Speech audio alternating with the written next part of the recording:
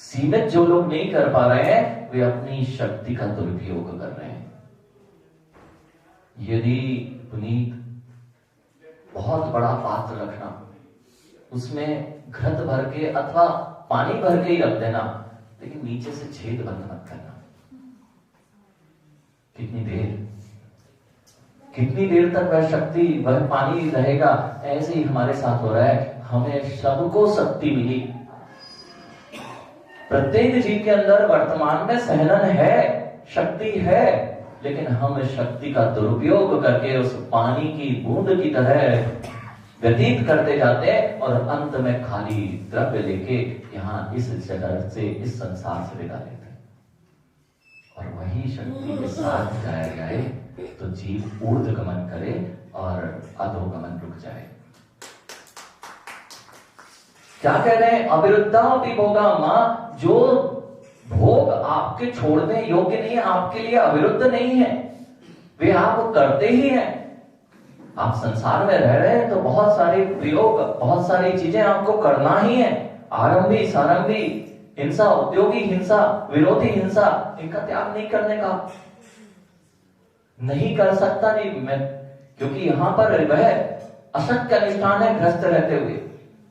पंडित जी, गृहस्थ अवस्था में श्रावक के पद पर बढ़ता जाए तो यह सब छोड़ता जाएगा, लेकिन जो सामान्य गृहस्थ है वह उद्यम छोड़ दे, व्यापार छोड़ दे, तो ना तो व्यवहार तीर्थ चलेगा, जिन्हें शासन भी चलाना है, तो आप गृहस्थों की, श्रावकों की क्या आवश्यकता पड़ती है? लगता यह है कि मुनिराज बहुत कुछ नहीं करते नहीं बोल रहे, रखते नहीं और करते हैं तो भी मुनिराज नहीं होते, ये भी सुन लो। हाँ, करना नहीं, करने पे तो पूरा संसार बना हुआ है, और करना छोड़ने के लिए तो यहाँ मुनि बन के आए, और यहाँ भी करना पड़े तो हमने क्या कहा? ये मुनिराज कुछ नहीं लगता। आपको लगता है कि सबसे साधक जो है, जो दिगंबर मुनि हुआ करते हैं, इनके पास कुछ नहीं होता है, लेकिन इनसे ज्यादा खर्च किसी का नहीं हुआ करता है। हाँ,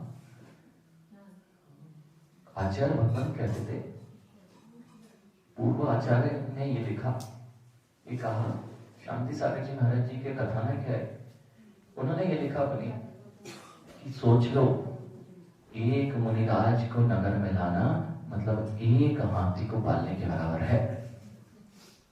कुछ नहीं है इनके पास, लेकिन जितनी व्यवस्थाएं आप इनके लिए बनाते हो, बस यही तो कीमत है। जो व्यवस्थाएं बनाता है ना ज्ञानी, उसके पीछे कोई नहीं लगता। जो व्यवस्थित रहते हैं उनके पीछे लोग हाथ जोड़े रहते हैं। आप व्यवस्थाएं बनाने क्यों छोड़ते हैं? यदि मुनिराज करने लग जाए, ये माइक भी नहीं हिलाते महाराज, नहीं हिला रहे, क्यों नहीं हिला रहे?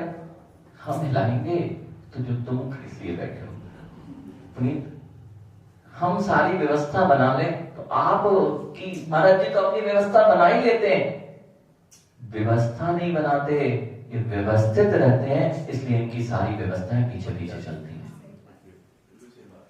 जीवन में व्यवस्थित होना है तो संयम की ओर बढ़ना चाहिए।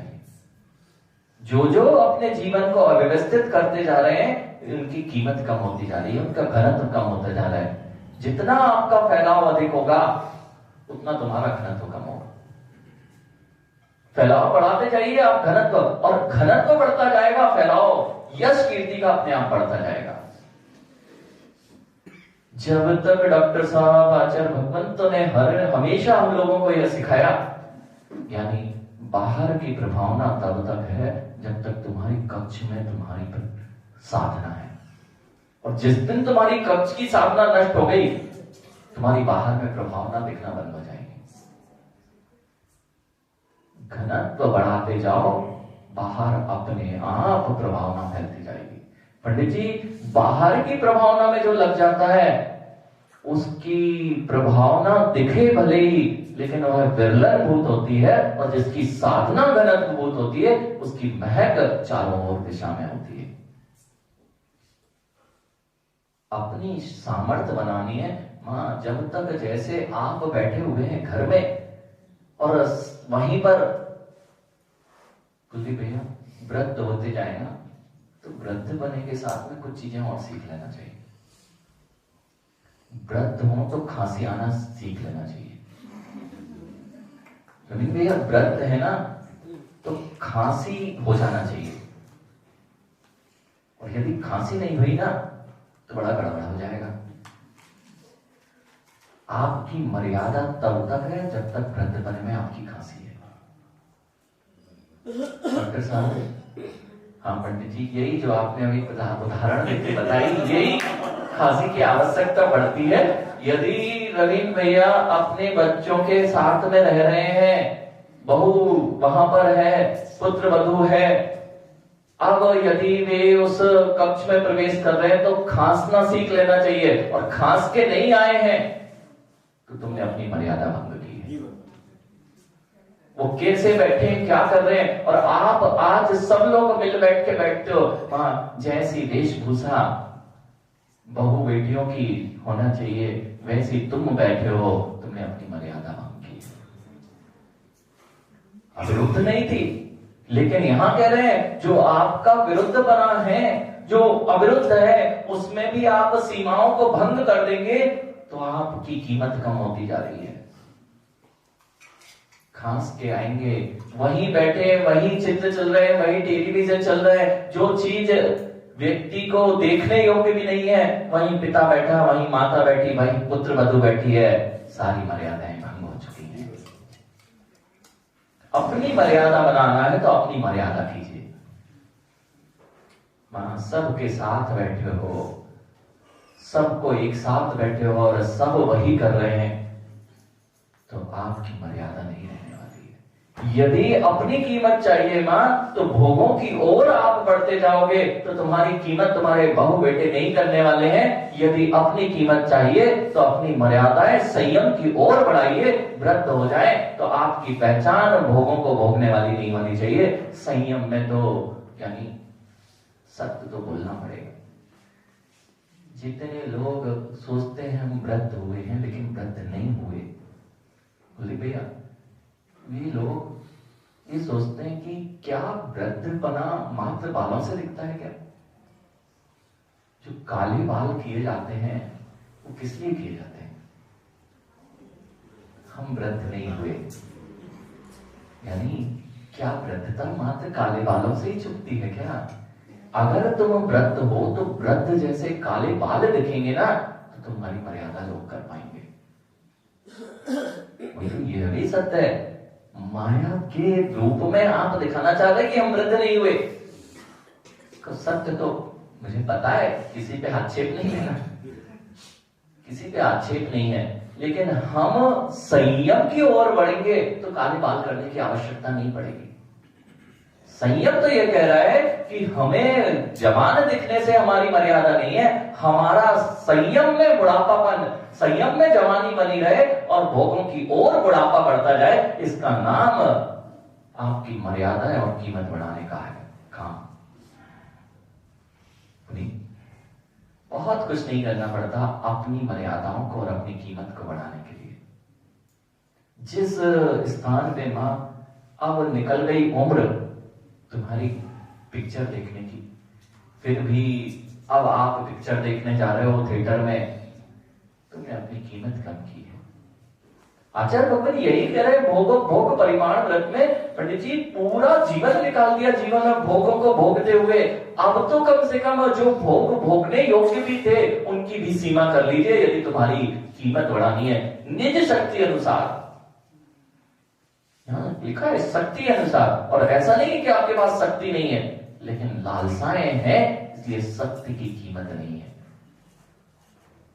जहां अभिलाषा है वह शक्ति की रक्षा नहीं करता है और शक्ति को नष्ट करता है और अपनी कीमत कम करता है। इसलिए मां जो चीज उम्र के साथ में अच्छी हो वही तक करना चाहिए कार्य। लेकिन भैया सबने अपने बचपन में गटागट की गोली तो खाई होगी।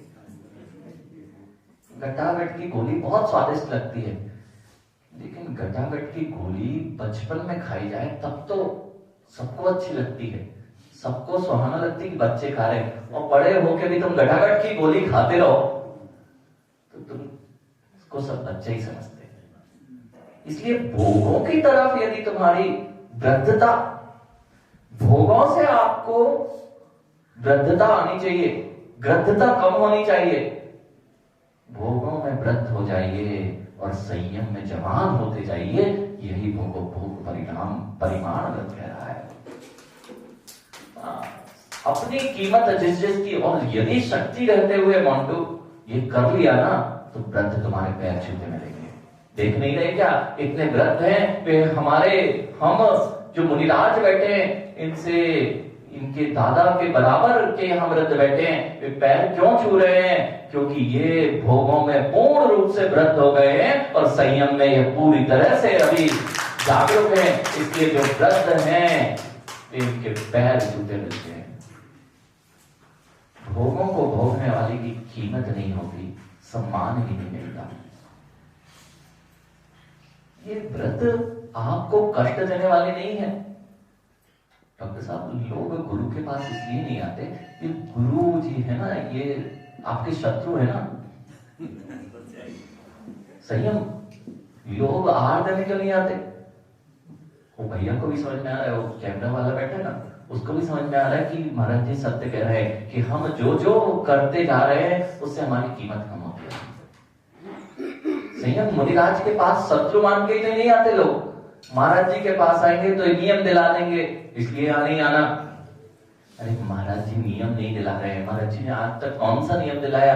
अरे तुम्हें गर्त से बचा रहे हैं, हाथ दे रहे हैं, हाथ पकड़ लो तो गर्त में नहीं गिरोगे। और अगर हाथ नहीं पकड़ पा रहे हो, पंडित जी अभी आपने भजन गाया था बहुत सुंदर, लोगों ने सुना हो या नहीं सुना हो? हम बड़े अच्छे से सुन रहे थे। उस भजन में आपने कहा था, उस अर्थी पे तुम्हें जगाने वाला कोई नहीं मिलेगा, अभी मुनि और गुरु मिल रहे हैं, अभी जाग जाओ तो जाग सकते हो, नहीं तो अर्थी पे जगाने वाला कोई नहीं। पंक्ति आपकी सबसे प्यारे लगाएंगे, सबसे प्यारे लगाएंगे, लेकिन ये पंक्ति थी कि नहीं पंडित जी, कि जिस जगह जगाने को कोई नहीं मिलेगा, यहाँ गुरुवार जगा सकते, वहां कैसे जगाएंगे? वहां कैसे जगाएंगे? पंडित जी ने पंक्ति कही थी, अर्थी पे जाओगे तब तुम जाग नहीं पाओगे, और अभी तुम जागना चाहते नहीं हो। दिक्कत तो यही है। सबसे बड़ा समस्या ये है कि जो जागा उसे, जो सो रहा उसको तो जगाया जा सकता है, लेकिन जो जागा है ना और सो रहा है उसको नहीं जगाया जा सकता। रजाई में नींद लगी है, एक आवाज देते हो मां, बच्चे उठ जाते हैं, और वह बच्चा जाग चुका है फिर भी रजाई में है।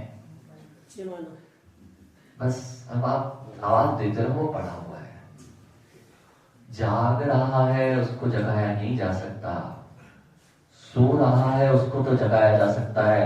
आप जागते हुए सो रहे हो, इसलिए तुम्हें जगाने में क्यों नहीं आते मुनिराजों के पास? वहां पर हम समझ रहे हैं कि हमारे लिए श्रेष्ठ है, लेकिन हम सोने का बहाना किए हुए हैं, इसलिए अब कितनी ही ताकत हो उसे जगाने वाला कोई नहीं मिलने वाला।